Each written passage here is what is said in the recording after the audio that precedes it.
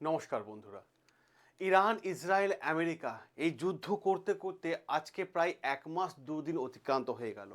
আর আজকের দিন গড়াতে না গড়াতেই ডোনাল্ড ট্রাম্পে এমন এক ধরনের চাল সামনে আসলো, যে চালটা দেখার পর গোটা বিশ্ব কিছুক্ষণে হলেও যেন থমকে গেছে। কারণ ট্রাম্প ভেবেছিল যে মানে পুরো ইরানের ওপর দখল করার থেকে বা দখল করার বদলে এমন একটা জায়গা আঘাত করতে হবে যে আঘাতের জন্য পুরো ইরান যেন নড়ে চড়ে যায়। ইরানে মূল নারীকে নড়িয়ে যেতে চাইলো ডোনাল্ড ট্রাম্প, আর তেমনই কিন্তু একটা ভয়ঙ্কর প্ল্যান ডোনাল্ড ট্রাম্প সাজিয়ে নিল। আজকের খেলাটা পুরো ম্যাপের মাধ্যমে আপনাদের দেখাবো। যদি ম্যাপটা আপনাদের কাছে ক্লিয়ার হয়ে যায় তাহলে পুরো বিষয়টা জলের মতো করে ক্লিয়ার হয়ে যাবে। দেখুন, ইরানের মেন জায়গা, মেন ইম্পর্টেন্ট গুরুত্বপূর্ণ জায়গা সেটা হচ্ছে ইরানের খড়গদ্বীপ। এবার আপনারা যদি দেখেন খুব ভালোভাবে, আমরা প্রত্যেকটা বিষয়ে আলোচনা করব। তো এই খড়গদ্বীপ যদি ইরানের কাছে না থাকে তাহলে এই ইরান সম্পূর্ণ অর্থনীতি সম্পূর্ণ ভেঙে পড়বে।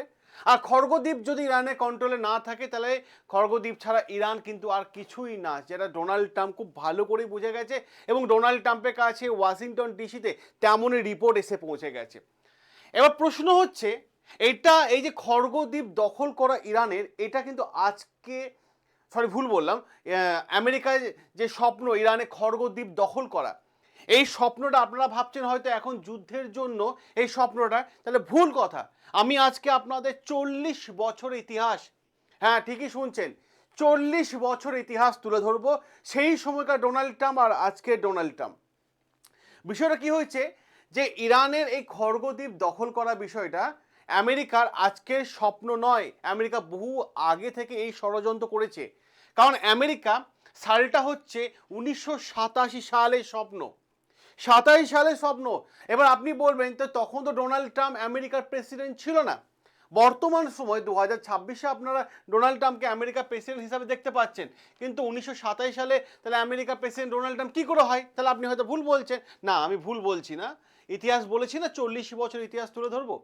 দেখুন, 1927 সালের সময়, সেই সময় ডোনাল্ড ট্রাম্পের স্বপ্ন ছিল, সেই সময় ডোনাল্ড ট্রাম্প আমেরিকা প্রেসিডেন্ট ছিল না, কিন্তু ছিল সেই সময় করে একজন বিজনেসম্যান।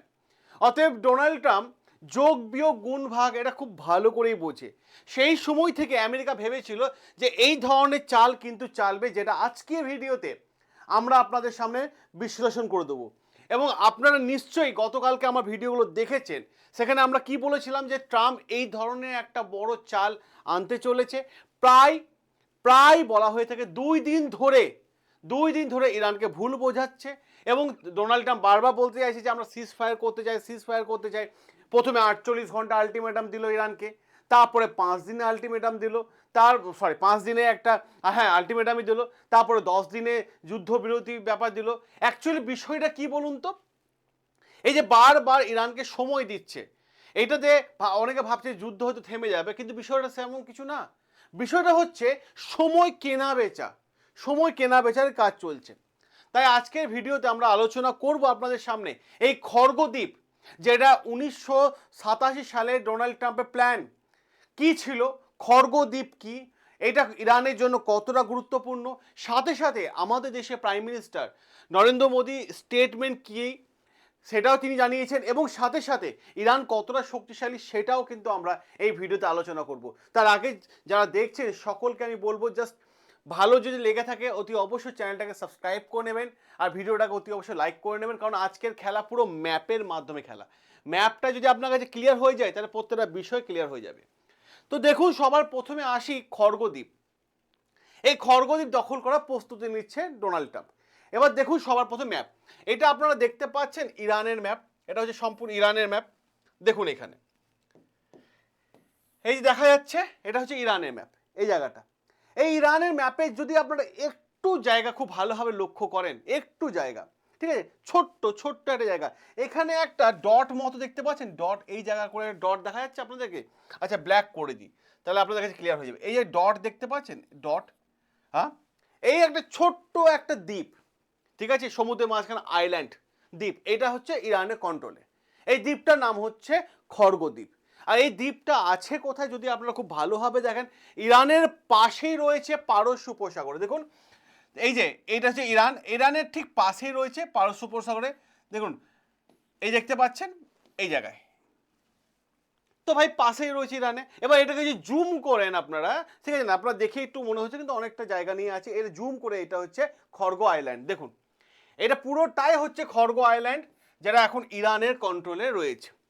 এবার প্রশ্ন হচ্ছে, এই যে খর্গ দ্বীপ, এই যে উপসাগরের মধ্যে একটা ছোট্ট বিন্দু যে অনেকটা জায়গা দখল করেছে, এই খড়গদ্বীপই হয়ে গেল গুরুত্বপূর্ণ জায়গা। কারণ এই জায়গাটা দেখুন আপনারা ইরানের থেকে প্রায় 25 কিলোমিটার দূরে আছে। এই যে ইরান থেকে খড়গদ্বীপের দূরত্ব হচ্ছে প্রায় 25 কিলোমিটার, 25 কিলোমিটার, 25 কিলোমিটার দূরে আছে। দেখতে ছোট্ট কিন্তু অনেকটা জায়গা জুড়ে কিন্তু আছে, ঠিক আছে, এবং অনেকটা এরিয়া জুড়ে কিন্তু খড়গদ্বীপ রয়েছে। কেন এই খড়গদ্বীপ ডোনাল্ড ট্রাম্পের দখল করা ভয়ঙ্কর স্বপ্ন, এবং ডোনাল্ড ট্রাম্প কেন 40 বছর ধরে এই খড়গদ্বীপ দখল করার স্বপ্ন দেখছে, সেটাও আমি আপনাদের বলি। কারণ এই খড়গদ্বীপে আপনারা দেখতে পাবেন ইরানে 85 থেকে 90% তেল রিজার্ভ করা আছে। তেলই তো দেশে একটা গুরুত্বপূর্ণ অঙ্গ, দেশে একটা গুরুত্বপূর্ণ মেরুদণ্ড। তেল রিজার্ভ করা আছে, এবং এই খড়গদ্বীপ থেকে ইরান বিশ্বের বিভিন্ন দেশকে তেল বিক্রি করে থাকে। আর ইরান টোটালটাই নির্ভর করে এই খড়গদ্বীপের ওপরই। কারণ এখানে যদি দখল করে নেয় আমেরিকা, তাহলে ইরানে মেরুদণ্ড ভেঙে যাবে, ইরান একদম শূন্যতে চলে আসবে, এবং যার ফলে ইরানে নিজের পছন্দের মতো লোককে আমেরিকা বসাতে পারবে। কারণ ইরান এই খড়গদ্বীপ থেকে গোটা বিশ্বকে তেল সরবরাহ করে থাকে। তাহলে জাস্ট একবার ভাবুন, যদি এই জায়গাটা ধ্বংস হয়ে যায়, আমেরিকা ধ্বংস করে দেয় বা আমেরিকা দখল করে নেয়, তাহলে ইরানের তো পুরো অর্থনীতি মারাত্মকভাবে ধ্বংস। কারণ এখানে কি আছে, ইরানের আছে তেল সবার প্রথম, যে 90% তেল ইরান এখান থেকে বিশ্বের বিভিন্ন দেশকে বিক্রি করে থাকে। 2 নম্বর আছে ইরানের মিসাইল রাখা আছে। 3 নম্বর আছে ইরানের রকেট রাখা আছে। 4 নম্বর আছে ইরানের সামরিক ঘাঁটি এখানে রয়েছে। ওভারঅল দেখতে গেলে পুরো ইরানে কিন্তু এই জায়গাটার মধ্যে রয়েছে, আর এইটা হলো সম্পূর্ণ পাহাড়ি এলাকা। তাহলে ভাবুন যে ইরানের টোটাল 90% তেল রিজার্ভ রয়েছে এখানে। জিওপলিটিক্স এক্সপার্টরা এখানে কি বলছে জানেন?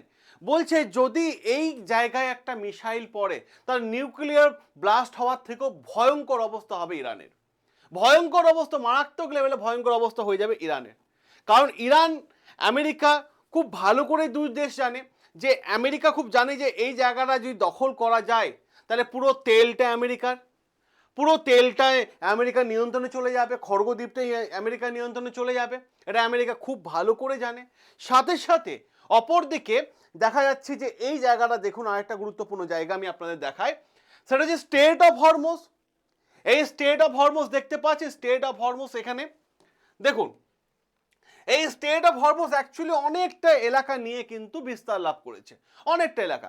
কিন্তু এই যে দেখতে পাচ্ছেন এখানে ইরান, ঠিক আছে, আর স্টেট অফ হরমুজ এই যে জায়গাটা, এই যে পাহাড়ি এলাকা দেখতে পাচ্ছেন, এই জায়গা এটা হচ্ছে 6 থেকে 7 কিলোমিটার, টোটালটা হচ্ছে আপনার 20, 21 থেকে 26 কিলোমিটার। ওকে, কিন্তু এই 6 থেকে 7 কিলোমিটার এই টোটাল জায়গাটা কিন্তু ইরানের কন্ট্রোলে আছে। আর এখানেই আটকে গেছে বলা হচ্ছে প্রায় 500-র মতো জাহাজ, 500 প্লাস বিশ্বের সমস্ত জাহাজ এখানে আটকে গেছে। কারণ এই রাস্তা দিয়ে বিশ্বের বিভিন্ন দেশে 20% তেল যায়। আর ইরান বলছে সে যারা ইরানের পাশে আছে বন্ধুত্ব দেশরা এই জাহাজটা এদিকে নিয়ে যেতে পারবে, আদারওয়াইজ কেউ নিয়ে যেতে পারবে না।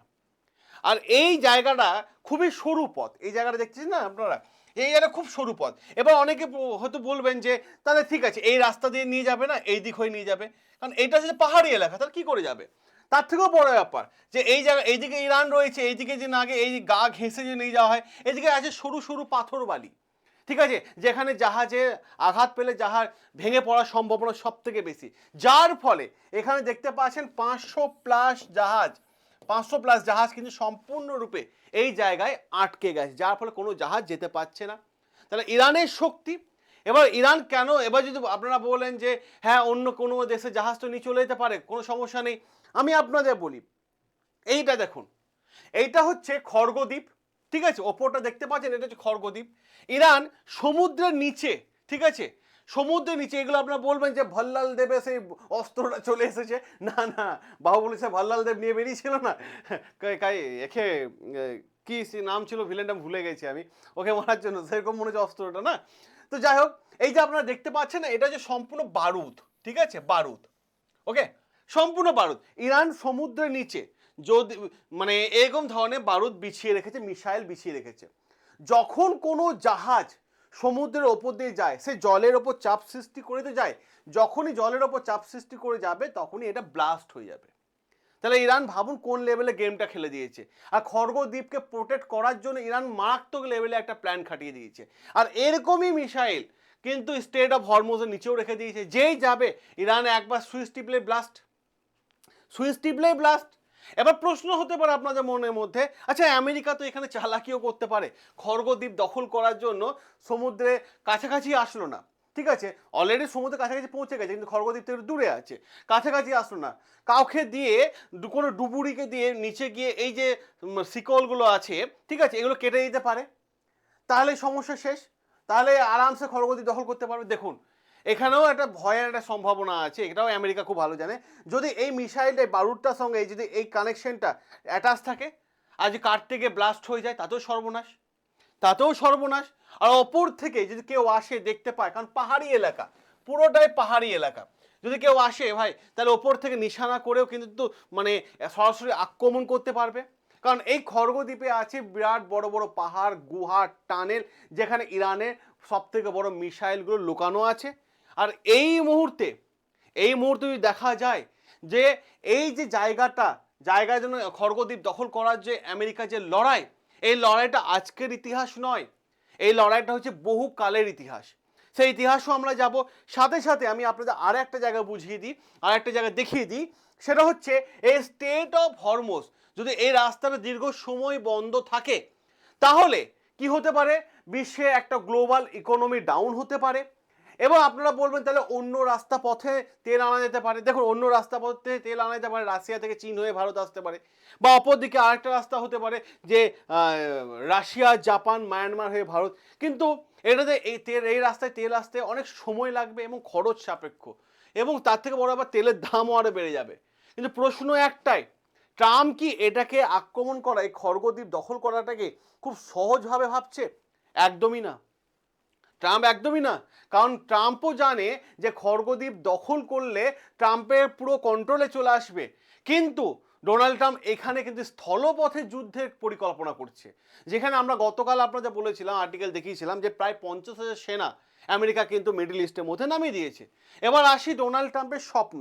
আপনারা একটা ডোনাল্ড ট্রাম্পের একটা হ্যান্ডসাম ছবি দেখে নিন, হ্যান্ডসাম ছবি যখন ডোনাল্ড ট্রাম্প ইয়ং ছিল।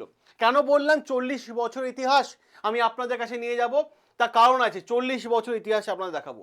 1987 সালে এটা ডোনাল্ড ট্রাম্পের ছবি, তখন থেকে তার স্বপ্ন ছিল খড়গ দ্বীপ কন্ট্রোলে আনা। কেন বলছি, দেখুন তখন তো ডোনাল্ড ট্রাম্প আমেরিকার প্রেসিডেন্ট ছিল না, বিজনেসম্যান।